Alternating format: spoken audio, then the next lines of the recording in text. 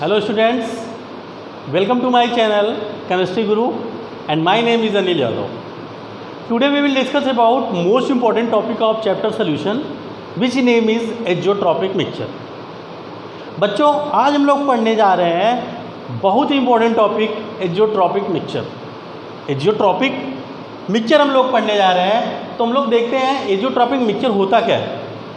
तो आप जानते हो बच्चों पॉजिटिव डेविएशन निगेटिव डेविएशन कौन सॉल्यूशन शो करता है, नॉन आइडियल सॉल्यूशन शो करता है। Positive deviation and negative deviation show non ideal solution कौन शो करता है, नॉन आइडियल सॉल्यूशन शो करता है। उसी में एक टॉपिक है एजियोट्रॉपिक मिक्सचर। ठीक है, तो हम बात करते हैं एजियोट्रॉपिक मिक्सचर क्या होता है। तो इसको हम पॉइंट वाइज समझेंगे, उसके बाद कंबाइन करके डिफिनेशन बना देंगे। ठीक है, तो बच्चों एजियोट्रॉपिक मिक्सचर होता क्या है। तो सबसे पहले मिक्सचर वर्ड आ रहा है तो इसका मतलब आप जानते हो सॉल्यूशन कैसे बनता है। Solution is a homogeneous mixture of 2 और मोर कंपोनेंट। जो सॉल्यूशन होता है 2 या 2 से अधिक कंपोनेंट का होमोजीनियस मिक्सचर होता है। तो बाइनरी सॉल्यूशन के बारे में आपने पढ़ा हुआ है। बाइनरी सॉल्यूशन क्या होता है बच्चों, बाइनरी सॉल्यूशन वो सॉल्यूशन होता है जिसमें 2 कंपोनेंट प्रेजेंट होते हैं।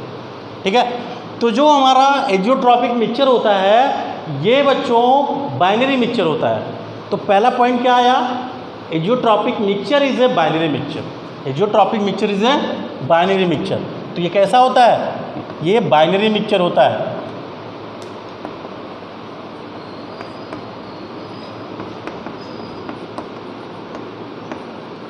बाइनरी मिक्सचर होता है मतलब कि इसमें एक सॉल्यूट होता है, एक सॉल्वेंट होता है, उससे ज़्यादा कंपोनेंट इसमें नहीं हो सकते।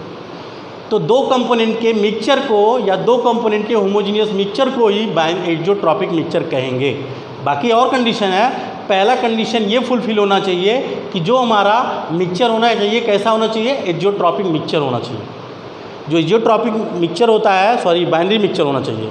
तो जो एजियोट्रॉपिक मिक्सचर होता है, azeotropic mixture is a binary mixture. इसमें एक सॉल्यूट होता है, एक सॉल्वेंट होता है।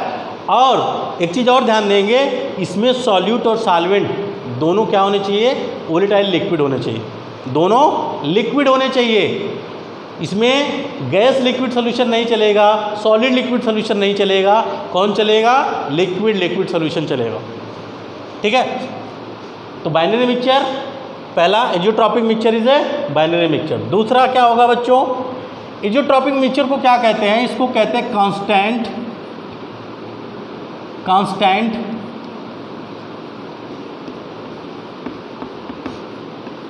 बॉइलिंग एजियोट्रॉप्स या constant boiling mixture. Constant boiling mixture, azeotropic mixture को क्या कहा जाता है बच्चों, कांस्टेंट बॉइलिंग मिक्सचर। मतलब जो भी मिक्सचर है उसका बॉइलिंग पॉइंट क्या है, कांस्टेंट है, सेम है। अब देखते हैं कैसे होता है। ठीक है, तो azeotropic mixture is a binary mixture. दूसरा होगा फिक्स्ड कंपोजिशन। फिक्स्ड कंपोजिशन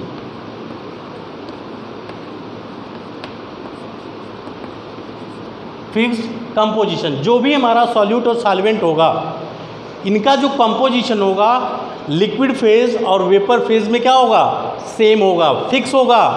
ठीक है, क्या होना चाहिए, फिक्स कंपोजिशन होना चाहिए, किसका, सॉल्यूट और सॉल्वेंट का। ठीक है, तीसरा constant boiling point. Constant boiling point, constant boiling point. ठीक है, अब इसको हम समझ लेते हैं। देखो बच्चों, जैसे मान लो ये हमारा A है। ठीक है, ये सॉल्यूट है प्लस B है, ये हमारा सॉल्वेंट है। दोनों मिलके क्या बना लिए, सॉल्यूशन बना लिए। ठीक है, ये हमारा AB हो गया। ये सॉल्यूट, ये सॉल्वेंट, ये हमारा ये बाइनरी मिक्सचर हो गया। ठीक है, या ये हमारा सॉल्यूशन हो गया। ठीक है, मान लो इसका बॉइलिंग पॉइंट मान लो A का कुछ भी मान लो आप 68 मान लो, 68 डिग्री सेंटीग्रेड। इसका मान लो 78 डिग्री सेंटीग्रेड। ठीक है, 68 डिग्री सेंटीग्रेड, 78। यहाँ पे देख रहे हो जब ये दोनों अलग अलग रहते हैं इनका बॉइलिंग पॉइंट डिफरेंट होता है, इनका बॉइलिंग पॉइंट डिफरेंट होता है, लेकिन इनका जो एक फिक्स कंपोजिशन होता है, at a fix composition there boiling point is constant या there boiling point are constant in solution. Solution में एक फिक्स कंपोजिशन पे इनका बॉइलिंग पॉइंट क्या हो जाता है, सेम हो जाता है, बॉइलिंग पॉइंट सेम हो जाता है। मान लो इनका बॉइलिंग पॉइंट, अब देखो बॉइलिंग पॉइंट इनके बॉइलिंग पॉइंट से ज़्यादा भी हो सकता है, कम हो सकता है, उसके बारे में हम बाद में डिस्कस करते हैं, ठीक है। तो मान लो इनका बॉइलिंग पॉइंट कितना हो जाता है, इनका बॉइलिंग पॉइंट होता है 90 डिग्री सेंटीग्रेड, इनका बॉइलिंग पॉइंट 90 डिग्री सेंटीग्रेड होता है। तो देखो मतलब यहाँ पे जो आपने सॉल्यूट ए और बी दोनों का बॉइलिंग पॉइंट कितना हो गया, 90 डिग्री सेंटीग्रेड हो गया। अब अगर आप डिस्टिलेशन या फ्रैक्शनल डिस्टिलेशन से इसको सेपरेट करना चाहोगे तो कर पाओगे, नहीं कर पाओगे ना, क्योंकि फ्रैक्शनल डिस्टिलेशन से आप जानते हो क्या होता है, जिनके बीच जब सोल्यूशन हम मिला दिए, दो कंपोनेंट लिए, दोनों कंपोनेंट को हमने मिला दिया, अगर हमको दो लिक्विड है ना, मिसिबल लिक्विड्स हैं, उसको हमने मिला दिया और उसको सेपरेट करना चाहते हैं तो दोनों के बॉइलिंग पॉइंट में डिफरेंस होता है, तभी तो हम फ्रैक्शनल डिस्टिलेशन के थ्रू अलग करते हैं। लेकिन भैया यहाँ पे दोनों का बॉइलिंग पॉइंट क्या हो गया, सेम हो गया। अब हम अगर मान लो बॉयल करेंगे तो 90 डिग्री पर दोनों वेपर बना के निकल जाएंगे ना, फिर जाके अलग होंगे, दोनों साथ साथ होंगे। तो we can not separated by fractional distillation, ठीक है। क्यों नहीं कर सकते, क्योंकि देखो बॉइलिंग पॉइंट दोनों का क्या हो गया, सेम हो गया। तो आपका फोर्थ पॉइंट क्या आ रहा है बच्चों, फोर्थ पॉइंट ये आ रहा है कि वी कैन नॉट या can not separated by fractional distillation, fractional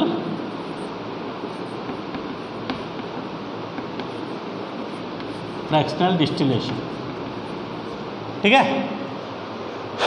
तो एजियोट्रॉपिक मिक्सचर क्या होता है, पहले इसको देख लेते हैं। और फ्रैक्शनल डिस्टिलेशन के थ्रू क्यों नहीं सेपरेट कर सकते हैं, because mole fraction of solute in liquid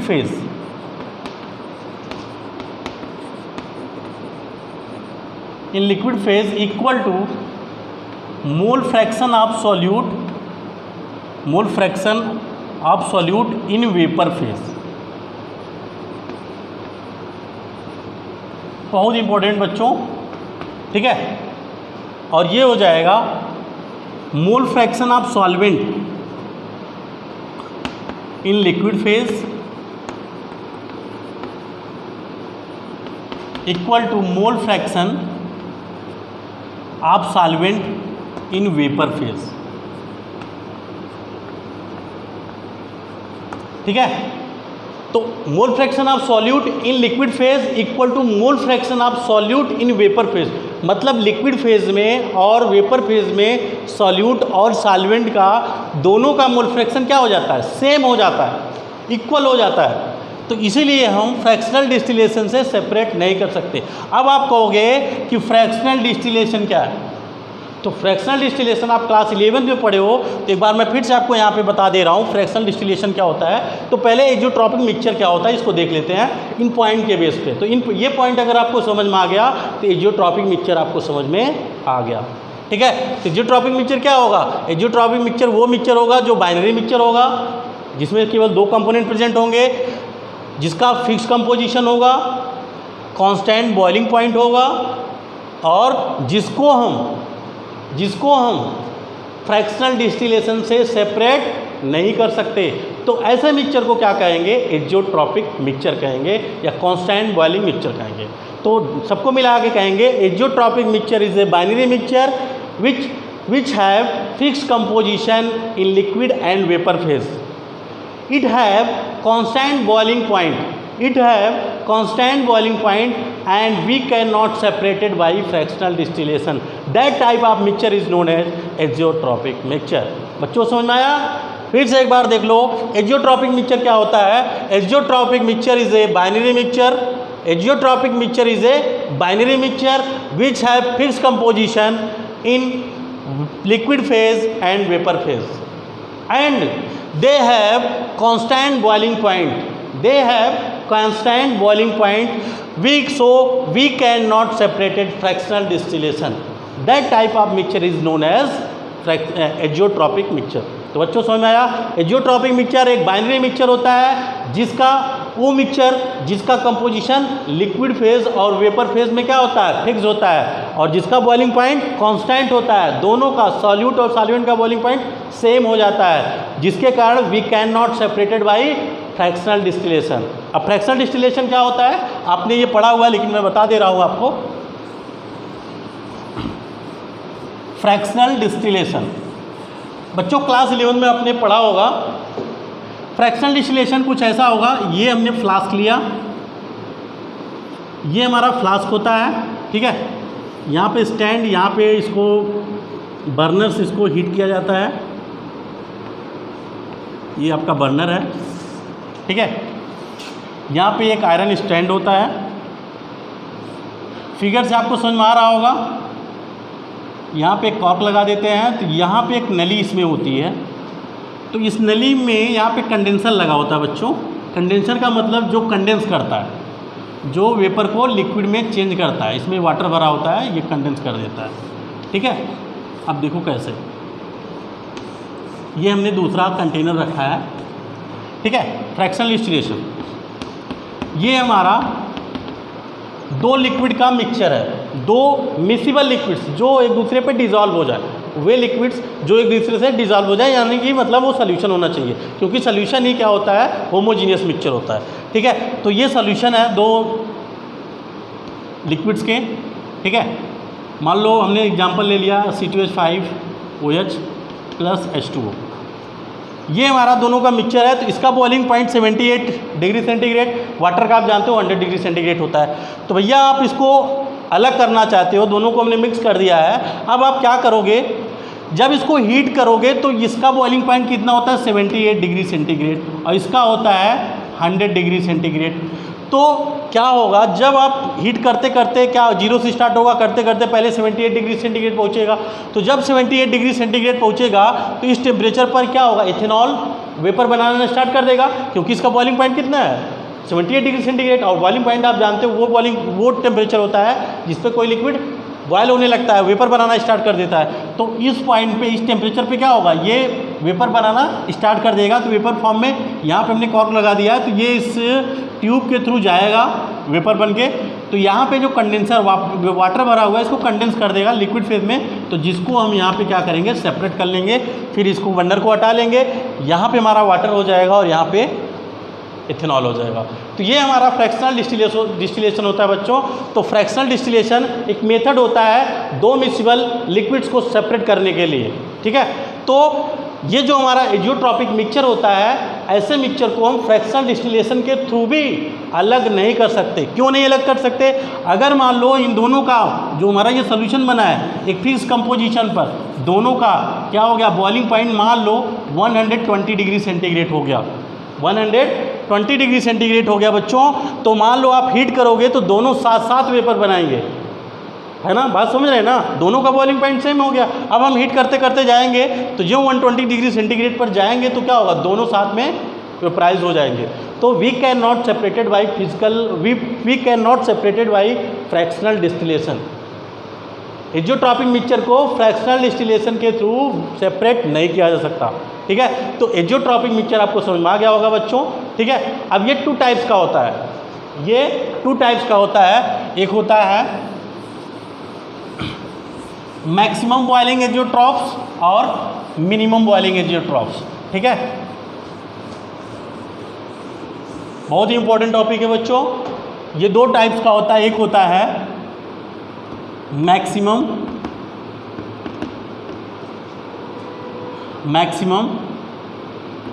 boiling azeotropes और दूसरा होता है मिनिमम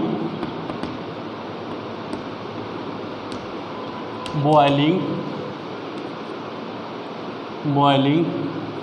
एजियोट्रॉप्स, ठीक है।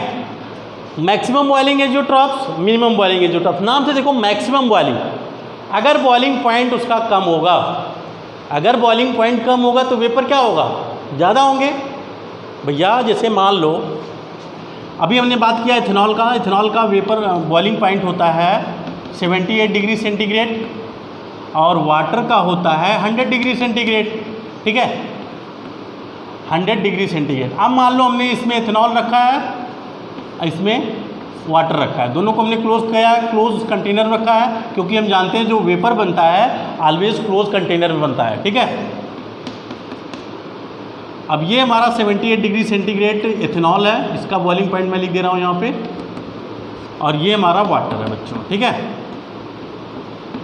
इसका बॉइलिंग पॉइंट कितना है 100 डिग्री सेंटीग्रेड। अब हम इसको हीट करेंगे तो 78 डिग्री सेंटीग्रेड पे ये वेपर बनाना हो स्टार्ट कर देगा, और ये क्या करेगा 78 डिग्री सेंटीग्रेड वेपर बनाएगा ही नहीं। तो अब 100 डिग्री सेंटीग्रेड पे ये वेपर स्टार्ट करेगा, तो ये 100 डिग्री सेंटीग्रेड पे वेपर बहुत ज़्यादा बना देगा। तो किसका वेपर प्रेशर ज़्यादा होगा, इसका किसका, तो इसका ज़्यादा होगा, क्योंकि इसका बॉइलिंग पॉइंट क्या है, कम है। ये बात क्लियर हो गई। जिस सोल्यूशन का या जिस कंपोनेंट का बॉइलिंग पॉइंट क्या होगा, कम होगा, जिस सोल्यूशन का बॉइलिंग पॉइंट कम होगा उसका वेपर प्रेशर क्या होगा, ज़्यादा होगा। या आप कह सकते हो जिसका वेपर प्रेशर ज़्यादा होगा उसका बॉइलिंग पॉइंट कम होगा। बात समझिएगा, अभी हम इसको रिलेट करते हैं। ठीक है, तो जिसका बॉइलिंग पॉइंट कम होगा उसका वेपर प्रेशर ज़्यादा होगा, और जिसका बॉइलिंग पॉइंट ज़्यादा होगा उसका वेपर प्रेशर कम होगा। ठीक है, अब हम आते हैं मैक्सिमम बॉइलिंग पॉइंट और मिनिमम बॉइलिंग पॉइंट पे। तो सबसे पहले देखते हैं maximum boiling point. Maximum boiling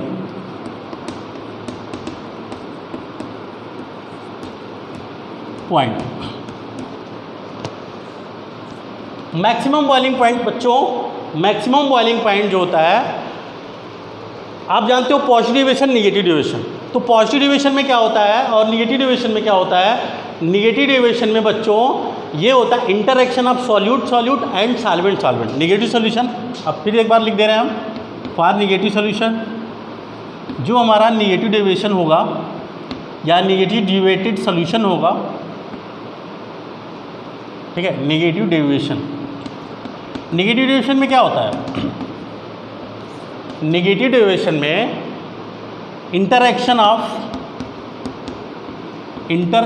of solute solute and solvent solvent BB is less than interaction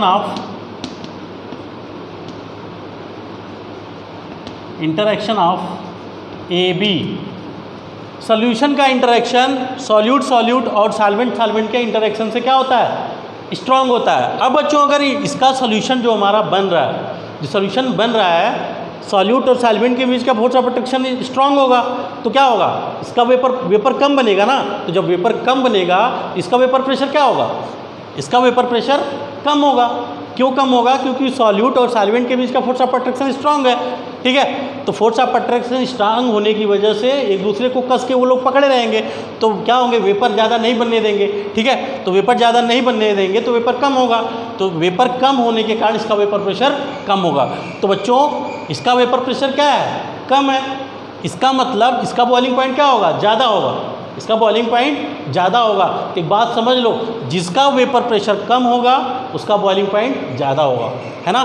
तो जो मैक्सिमम बॉइलिंग पॉइंट क्या, जो ट्रप्स वही सोल्यूशन बनाते हैं जो निगेटिव डेविएटेड सोल्यूशन होते हैं। पहले आप ग्राफ समझ लो इसका, निगेटिव डेविएशन का तो आप ग्राफ देखे हो, कुछ ऐसे होता है ग्राफ इसका। मान लो ये हमारा XA equal to 1, XB equal to 0। ठीक है, और XB equal to 1, XA equal to 0, क्योंकि मोल फ्रैक्शन का एडिशन कितना होता है, 1 होता है। तो आप राउट्स लगा कर आप जानते हो, ये हमारा P2 नॉट होता है और ये P1 नॉट होता है। इसका मतलब ये हुआ ये मोर वोलेटाइल है, ये जो लिक्विड्स है ये मोर वोलेटाइल है, क्योंकि इसका वेपर प्रेशर क्या है, ज़्यादा है। ठीक है, ये इसलिए हमने ऊपर किया है। तो अब बात समझिएगा, ये ऊपर क्यों है नीचे क्यों है, ये मोर वोलेटाइल होगा, इसका वेपर प्रेशर ज़्यादा होगा। अगर ये मोर वोलेटाइल होता तो ये इसका वेपर प्रेशर ज़्यादा होता। तो वो डिपेंड करता है जो कंपोनेंट आपने लिया है, कौन सा कंपोनेंट इसमें मोर वोलेटाइल है।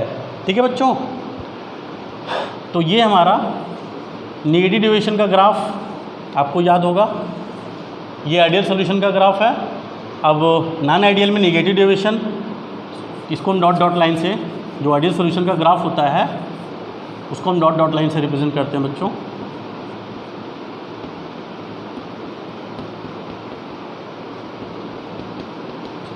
ठीक है, तो ये हमारा आइडियल सॉल्यूशन, लेकिन हमको क्या बनाना है, नेगेटिव डेविएशन का बनाना है ये। तो ये देखो, ये सॉल्यूशन का वेपर प्रेशर क्या है, कम है, सॉल्यूशन का वेपर प्रेशर कम है। तो यहाँ पे अगर इसका सॉल्यूशन का वेपर प्रेशर कम होगा, इसका बॉइलिंग पॉइंट क्या होगा, ज़्यादा होगा, इसका बॉइलिंग पॉइंट ज़्यादा होगा। बात समझ में आया कि नहीं? एग्जाम्पल समझ लो, एग्जाम्पल मैंने इसका बताया था आपको, acetone CH3CO CH3 plus CHCl3, ये एग्जाम्पल है निगेटिव डेविएशन का। तो जो इनका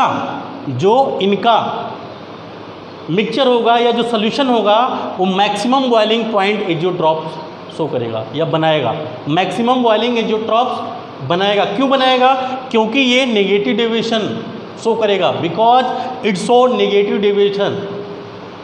negative deviation from Raoult's law, क्योंकि ये नेगेटिव डेविएशन शो करेगा राउल्ट्स लॉ से। तो बच्चों, अगर इसका वेपर प्रेशर कम होगा, तो वेपर प्रेशर अगर कम है तो बॉइलिंग पॉइंट क्या होगा, ज़्यादा होगा। तो इसका मैक्सिमम बॉइलिंग पॉइंट, इसको क्या कहेंगे, मैक्सिमम बॉइलिंग पॉइंट एजियोट्रॉप्स। बात समझ में आया? मैक्सिमम बॉइलिंग पॉइंट इसका क्यों हुआ? क्योंकि इसका वेपर प्रेशर कम होगा। जिसका वेपर प्रेशर कम होगा उसका बॉइलिंग पॉइंट ज़्यादा होगा। या तो आप समझ सकते हो, जिसका बॉइलिंग पॉइंट ज़्यादा होता है उसका वेपर प्रेशर कम होता है। ठीक है, तो इसका वेपर प्रेशर कम होने की वजह से जो इसका क्या होगा, जो इसका टेम्परेचर होगा या जो इसका बॉइलिंग पॉइंट होगा वो मैक्सिमम होगा, वो मैक्सिमम होगा। इस पॉइंट पे देखो, इस पॉइंट पे ये क्या हो रहा है, इस पॉइंट पे ये मिनिमम हो रहा है, इसका वेपर प्रेशर क्या हो रहा है, सबसे मिनिमम इस पॉइंट पे हो रहा है। तो इसी कंपोजिशन पर, जो ये कंपोजिशन होगा, इसी कंपोजिशन पर इसका बॉइलिंग पॉइंट मैक्सिमम होगा, इसका बॉइलिंग पॉइंट मैक्सिमम होगा। तो जो हमारे निगेटिव डेविएटेड सॉल्यूशन होंगे वो maximum boiling point azeotropes show करेंगे। निगेटिव डेविएटेड कम वेपर प्रेशर, ज़्यादा boiling point, maximum boiling point. अब समझ लो, low vapour pressure, maximum boiling point. ठीक है, तो जो निगेटिव डेविएटेड होते हैं, negative deviated solution, so maximum boiling point azeotrope. बात क्लियर हुई?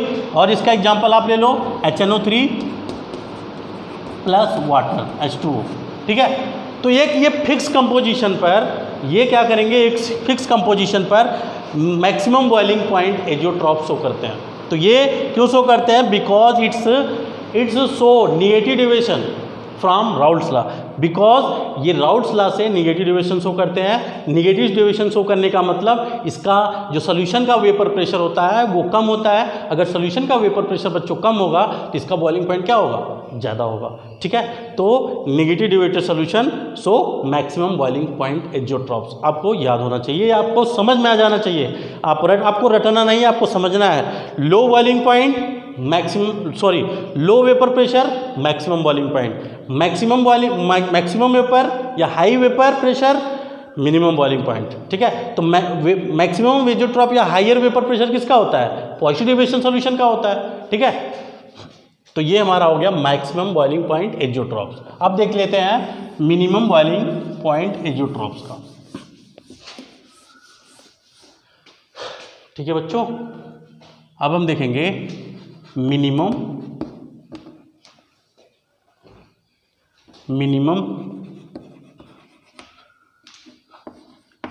Boiling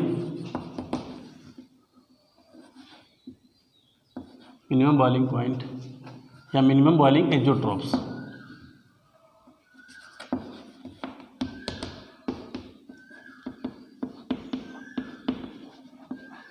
minimum boiling point azeotropes.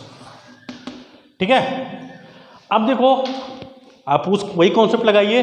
अगर बॉइलिंग पॉइंट, इसका मिनिमम बॉइलिंग पॉइंट होगा, अगर बॉइलिंग पॉइंट कम है, अभी मैंने एथनॉल का एग्जांपल दिया, एथनॉल का बॉइलिंग पॉइंट कम था तो उसका वेपर प्रेशर ज़्यादा था, है ना। तो बॉइलिंग पॉइंट अगर कम है, इसका वेपर प्रेशर ज़्यादा है, तो हम जानते हैं नॉन आइडियल सॉल्यूशन जो पॉजिटिव डेविएशन शो करता है, उसका बॉइलिंग पॉइंट क्या होता है, ज़्यादा होता है। तो पॉजिटिव डेविएशन कब शो करता है, जब इंटरेक्शन ऑफ सॉल्यूट एंड, लिख दे रहे हैं, आपको पता भी है interaction of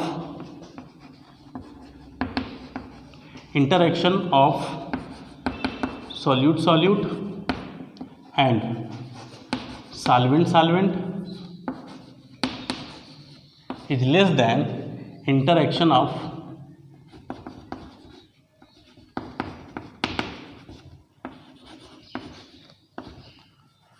is greater than interaction of solution.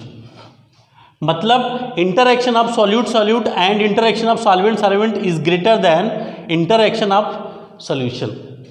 तो जो सॉल्यूशन का इंटरएक्शन होता है उससे सॉल्यूट और सॉल्वेंट का इंटरएक्शन क्या होता है? स्ट्रांग होता है। मतलब इसका फोर्स ऑफ अट्रैक्शन सॉल्यूट और सॉल्वेंट का वीक होता है। तो फोर्स ऑफ अट्रैक्शन सॉल्यूट और सॉल्वेंट का वीक होने की वजह से इसका वेपर प्रेशर क्या होगा? ज़्यादा होगा। अगर वेपर प्रेशर ज़्यादा होगा बच्चों तो इसका बॉइलिंग पॉइंट क्या होगा? कम होगा। अब इसको ग्राफ देख लो, ये हमारा पॉजिटिव डेविएशन का ग्राफ है, ठीक है। ये P1 नॉट, ये P2 not, x equal to ये 1 मान लेते हैं ना, x1 equal to 1, x2 equal to 0, x1 equal to 0, x2 equal to 1, ठीक है। तो ये बताना है नहीं क्योंकि आप लोग ये जानते हो आइडियल सॉल्यूशन का ग्राफ जो हम करेंगे ये डॉटेड लाइन से शो करते हैं इसको। ये हमारा टोटल प्रेशर होता है,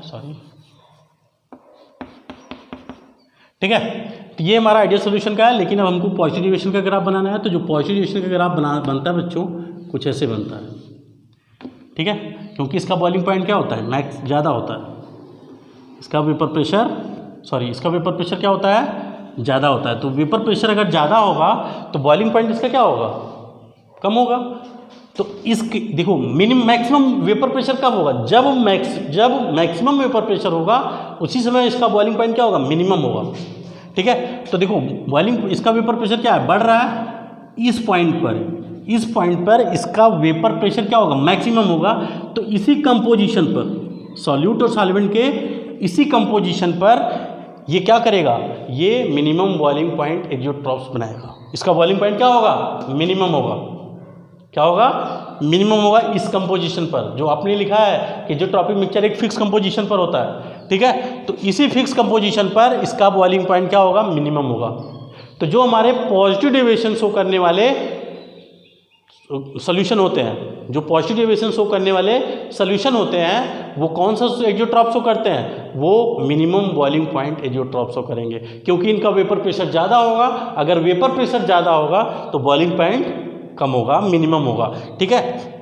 तो maximum vapour pressure, minimum boiling point. तो जो हमारा पॉजिटिव डेविएशन होता है, आप जानते हो पॉजिटिव डेविएशन में वेपर प्रेशर सोल्यूशन का क्या होता है? ज़्यादा होता है। तो जिस कंपोजिशन पर मैक्सिमम होगा उसी कंपोजिशन पर ये मिनिमम बॉइलिंग एजियोट्रॉप्स सोल्यूशन बनाते हैं, ठीक है। तो positive deviation solution show minimum boiling point azeotropes, ठीक है। Positive deviation show minimum boiling point azeotropes. बात समझ में आ गई? तो आपको समझ में आया कि एजियोट्रॉपिक मिक्सचर क्या होता है। एजियोट्रॉपिक मिक्सचर कितने टाइप्स का होता है? 2 टाइप्स का होता है, मैक्सिमम बॉइलिंग पॉइंट एजियोट्रॉप्स और मिनिमम बॉइलिंग एजियोट्रॉप्स। तो मैक्सिमम बॉइलिंग पॉइंट एजियोट्रॉप्स कौन शो करता है?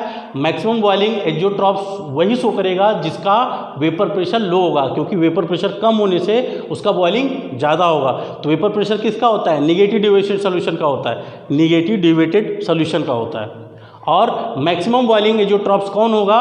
जो पॉजिटिव डेविएशन शो करेगा। तो जो सॉल्यूशन पॉजिटिव डेविएशन शो करेगा, क्योंकि इसका वेपर प्रेशर क्या होता है? ज़्यादा होता है। तो अगर उसका वेपर प्रेशर ज़्यादा होगा तो उसका बॉइलिंग पॉइंट लो होगा, ठीक है।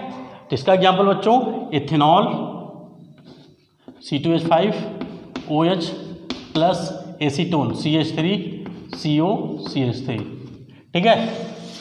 और दूसरा आप ले लो C2H5 इथेनॉल प्लस वाटर।